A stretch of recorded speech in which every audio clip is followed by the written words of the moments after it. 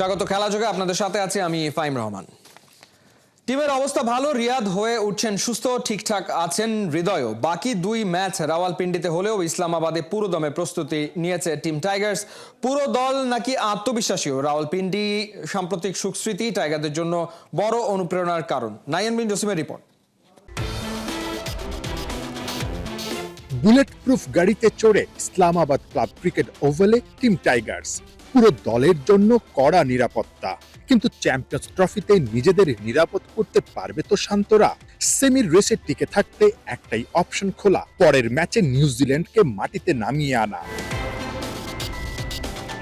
মুশফিকের কোনো কিছুই ঠিকঠাক মতো হচ্ছে না, ঠিক এই ছবিটার মতোই যেন তার বর্তমান অবস্থা। পরিশ্রম করে স্ট্যাম্প বসানোর চেষ্টা, কিন্তু হতে হতেও ঠিকঠাক হচ্ছে না। Result zero. আগের ম্যাচে গোল্ডেন ডাক হাঁকানো মুশফিকের কাঁধে দায়িত্বের বোঝাটাও অনেক বড়। টিম ম্যানেজমেন্টের কি মুশফিককে নিয়ে বাড়ছে টেনশন? না, মুশফিকের ফর্মটা কোনো কারণে একটু কনসার্নের বিষয় কিনা? মানে কেন কনসার্ন হবে? ও তো মানে এই একটা ম্যাচ খারাপ করছে, তাতে কি মানে কি হবে? আসলে যে কারো হতে পারে। এখন এটা মুশফিক হতে পারে, তাহিদ হৃদয় হতে পারে, শান্ত হতে পারে, ইভেন জাকের আলী হতে পারে, যে কেউ হতে পারে। তো আসলে এটা আমার মনে হয় না যে কোনো একজনের পারফরমেন্স অত কনসার্নিং হবে আসলে।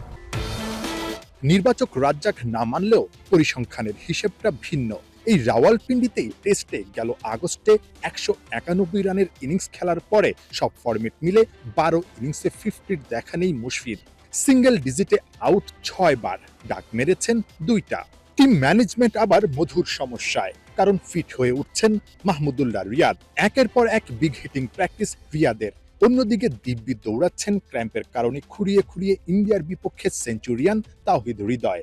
ক্রাইসিস মোমেন্টে 50 হাঁকানো জাকের আলীরও একাদশের জায়গা পাকাপোক্ত। কি হবে তাহলে দলের কম্বিনেশন? রাজাক ভাই, মাহমুদুল্লাহ রিয়াদ বলছেন যে ঠিক হওয়ার পথে আছে। যদি ঠিক হয়ে যায়, যদি একাদশে ফিরে, হৃদয় ভালো খেলেছে, জাকের আলীও ভালো খেলেছে, ওই জায়গাটা একটু মানে মধুর সমস্যায় পড়বে কিনা টিম ম্যানেজমেন্ট, যে একাদশে আসলে কাকে জায়গা দিবে, কাকে আসলে বাদ দিবে? ওটা তো সিলেকশনের ব্যাপার তো আর এখানে বলার কিছু নাই, সেটা পরে দেখা যাবে। আসলে আগে দেখি কি অবস্থা হয়। তো এটা নিয়ে তো আসলে আমি মিডিয়ার সামনে কি বলবো সিলেকশনের ব্যাপার নিয়ে। টুর্নামেন্টে টিকে থাকতে দলের একটাই প্রার্থনা, শক্তিশালী নিউজিল্যান্ডকে হারাতে 3 ডিপার্টমেন্টেই জ্বলে ওঠা। 2017 চ্যাম্পিয়ন্স ট্রফির পুনরাবৃত্তি কি দেখা যাবে আরো একবার? নাহিয়ান বিন জসিম, 71, ইসলামাবাদ, পাকিস্তান। শোয়েব আক্তারের মাঠে জলজল করছে মুশফিক, লিটন, মিরাজ, হাসানদের কীর্তি। অনার্স বোর্ডে বাংলাদেশের নাম আরও একবার উঠবে কি? চ্যাম্পিয়ন্স ট্রফিতে রাওয়ালপিন্ডি ভেন্যু যেন বাংলাদেশের বড় এক অনুপ্রেরণার নাম। যে ভেন্যুতে পাকিস্তানকে টানা 2 টেস্টে হারিয়েছে বাংলাদেশ, এবার আরও একটা ইতিহাস লেখার হাতছানি। পাকিস্তানের রাওয়ালপিন্ডি থেকে নাইয়ান বিন জসিমের পাঠানো রিপোর্ট। শোয়েব আখতারের শহর রাওয়ালপিন্ডিতে পিন্ডি ক্রিকেট স্টেডিয়ামের সামনে দাঁড়িয়ে আছি। আমার পেছনে যে স্টেডিয়ামটা দেখতে পাচ্ছেন, সেই স্টেডিয়ামে বাংলাদেশের অনেক কীর্তি, অনেক অর্জন, অনেক গল্প। সেই গল্পকে আরও সমৃদ্ধ করতে চ্যাম্পিয়ন্স ট্রফিতে বাংলাদেশ 2টো ম্যাচ খেলতে চলে এসেছে পাকিস্তানে। তার আগে আপনাদেরকে একটু মূল ভেন্যুতে প্রবেশ করে দেখাতে চাই এই জায়গাটায় বাংলাদেশের সুখ স্মৃতিগুলো কী কী এবং কি কি অর্জন আসলে বাংলাদেশ এই মাঠ থেকে করেছে, যেটা কিনা এই চ্যাম্পিয়ন্স ট্রফিতে বাংলাদেশকে অনেক বেশি অনুপ্রাণিত করতে পারে। চলুন আমার সঙ্গে রাওয়ালপিন্ডি ক্রিকেট স্টেডিয়ামের ভিতরে। এক কথায় গর্বে বুকটা ফুলে যাওয়ার কথা আসলে, আপনি যদি বাঙালি হয়ে থাকেন, বাংলাদেশি হয়ে থাকেন। এই রাওয়ালপিন্ডি ক্রিকেট স্টেডিয়ামে প্রবেশের পর এখানে যে কয়েকটা অনার্স বোর্ড আছে, সেই অনার্স বোর্ডে বাংলাদেশের কৃতিত্বগুলো রীতিমতো স্বর্ণাক্ষরে ফুটে উঠেছে। আপনাকে একটু যদি এখান থেকে দেখাই, মুশফিকুর রহিম 191 রানের একটা ইনিংস, লিটন কুমার দাস 138 রানের একটা ইনিংস। একেবারেই কিছুদিন আগের কথা, গত বছরের কথা, যখন কিনা বাংলাদেশ পাকিস্তানকে ব্যাক টু ব্যাক 2টা টেস্টে হারিয়ে হোয়াইট ওয়াশ করে সিরিজটা জিতেছিল। সেই রাওয়ালপিন্ডি ক্রিকেট স্টেডিয়ামে বাংলাদেশ চ্যাম্পিয়ন্স ট্রফির 2টা ম্যাচ খেলবে। আরও অর্জন আছে।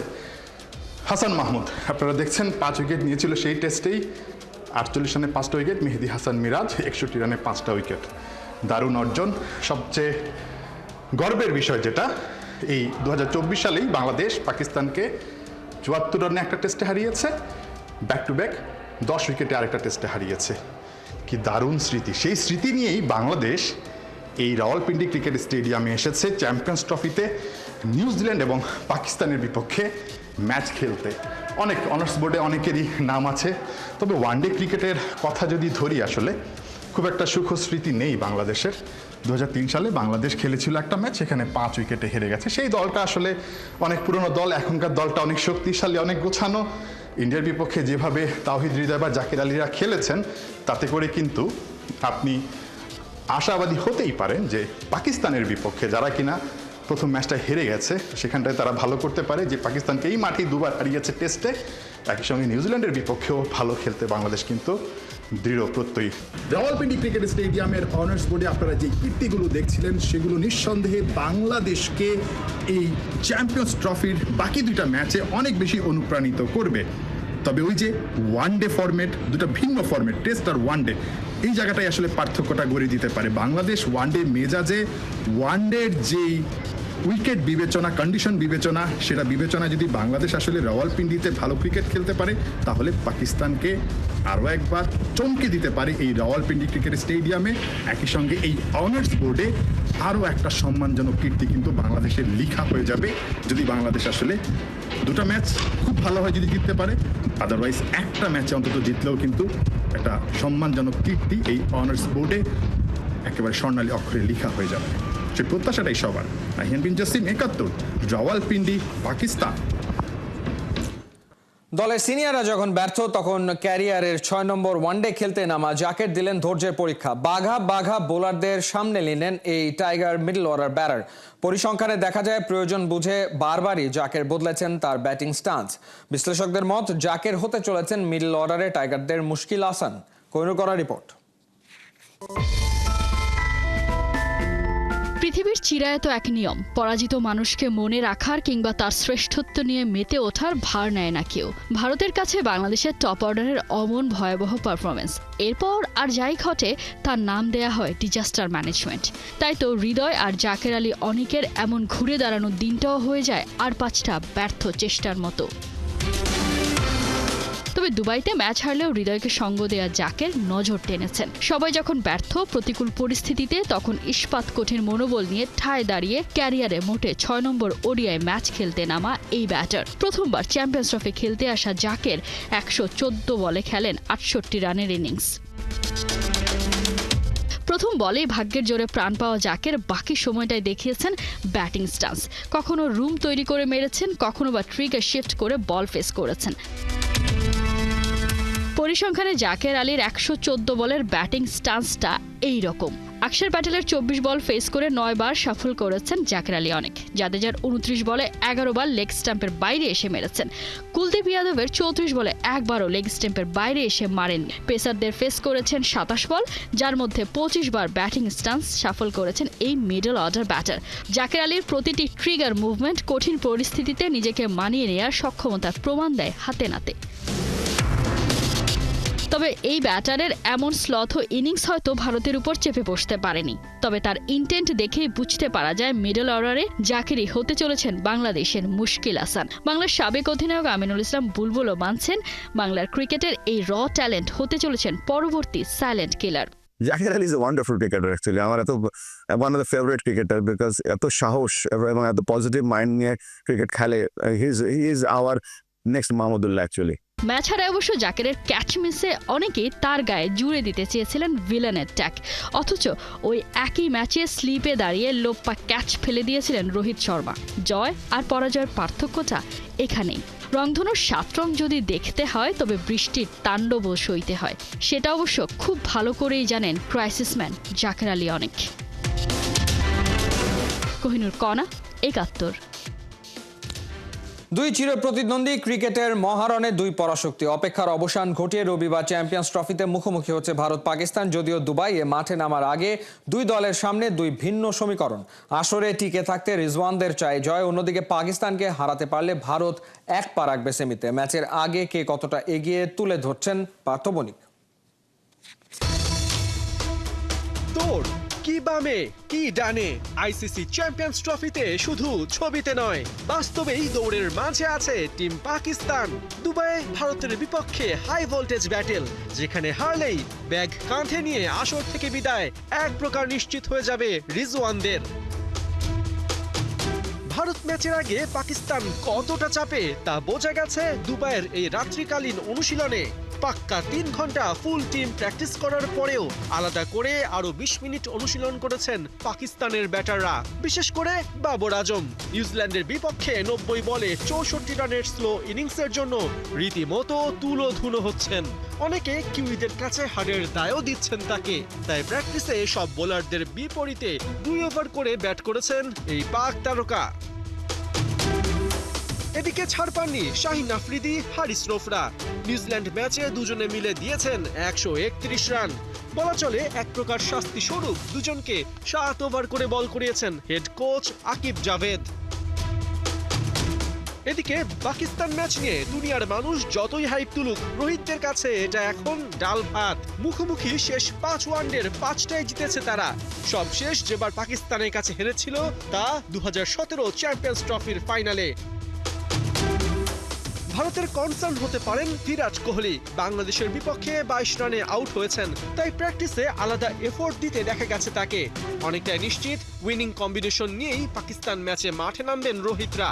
প্র্যাকটিসের ফাঁকে এ নিয়ে কোচ গম্ভীরের সাথে আলোচনাও করেছেন টিম ইন্ডিয়া ক্যাপ্টেন। চ্যাম্পিয়ন্স ট্রফিতে 2 দলের হেড টু হেড রেকর্ড বলছে 5 ম্যাচের 3টা জিতে ভারতের চেয়ে সামান্য এগিয়ে আছে পাকিস্তান। অবশ্য পাকিস্তানের বর্তমান যে অবস্থা তাতে পাক ফ্যানরা দলের ওপর খুব একটা রাখতে পারছেন না আশা। পয়েন্ট টেবিল বলছে ভারত জিতলে এক পা রাখবে সেমিফাইনালে, আর পাকিস্তান পড়বে কঠিন সমীকরণে।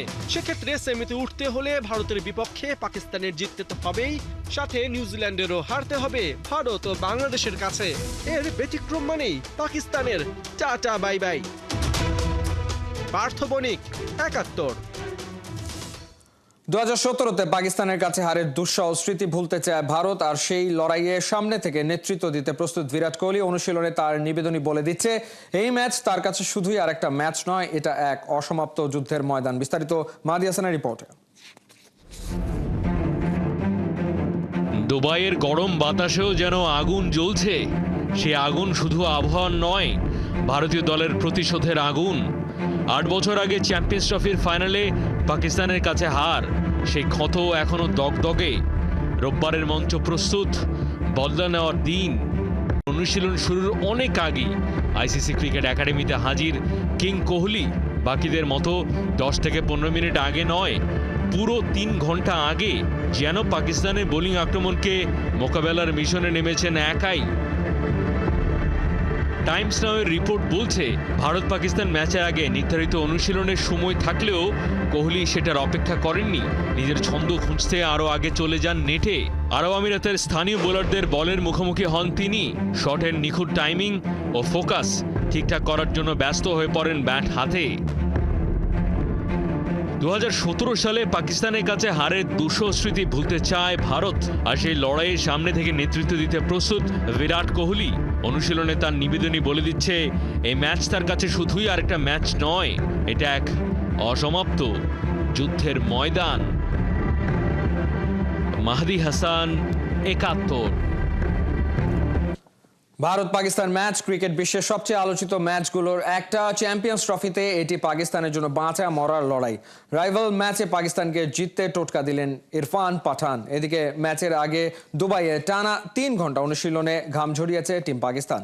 মেহেদী নাইমের রিপোর্ট। দুবাইয়ে ফ্লাড লাইটের নিচে ব্যাট হাতে বাবর আজম ছড়াচ্ছেন ঘাম। শাহিন আফ্রিদি বল হাতে মারছেন একের পর এক গোলা। উইকেটের পেছনে অধিনায়ক মোহাম্মদ রিজওয়ান সেগুলোকে সামলাতেই ব্যতিব্যস্ত। পাকিস্তানি ক্রিকেটাররা নিজেদের ঝালিয়ে নিচ্ছেন শেষ মুহূর্তে। টেক ব্রেথ, ক্রিকেট বিশ্বের সবচেয়ে আলোচিত গেম অন।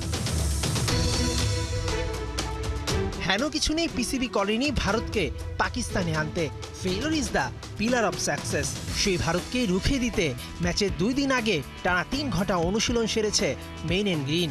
না করেই বা উপায় কি? পরিসংখ্যান, শক্তিমত্তা কোনো কিছুই যে পাকিস্তানের অনুকূলে নয়। তার উপর এই ম্যাচ হারলে গ্রুপ পর্ব থেকে আয়োজক পাকিস্তানের বিদায়। তাই বাবর আজমদের জন্য এটি বাঁচা মরার লড়াই। রাইভাল ম্যাচ, আর তা নিয়ে আলোচনা হবে না তা তো হয় না। এই যেমন ভারতের সাবেক অলরাউন্ডার ইরফান পাঠান পরিষ্কার এগিয়ে রেখেছেন ভারতকে। তবে পাকিস্তানকে জিততে একটা টোটকাও দিয়ে দিয়েছেন ইরফান। ভারতের স্পিন অ্যাটাক সামলাতে পারলেই নাকি এগিয়ে যাবে পাকিস্তান, আর ভারতের ভয় পাকিস্তানের পেস অ্যাটাকে। অধিনায়ক মোহাম্মদ রিজওয়ান ছাড়া বাকি সব ব্যাটারি অন্তত 20 মিনিট করে ব্যাটিং অনুশীলন করেছেন। দলের ব্যাটিং ভরসা বাবর আজম প্রতি বোলারের বিরুদ্ধে অন্তত 2 ওভার ব্যাটিং করেছেন। পাকিস্তানের কোচ আকিব জাভেদ ও অধিনায়ক মোহাম্মদ রিজওয়ান দীর্ঘ সময় দলের সঙ্গে করেছেন বৈঠক।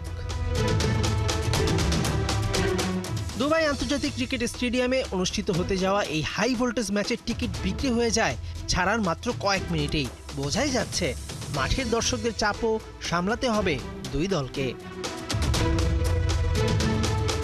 মেহেদি নাইম, 71। এই ছিল এই মুহূর্তের খেলা যোগে। সরাসরি সংবাদ ও অনুষ্ঠান দেখতে চোখ রাখুন 71-এর ফেসবুক পেজে এবং সাবস্ক্রাইব করুন 71-এর ইউটিউব চ্যানেলে। 71-এর সাথেই থাকুন।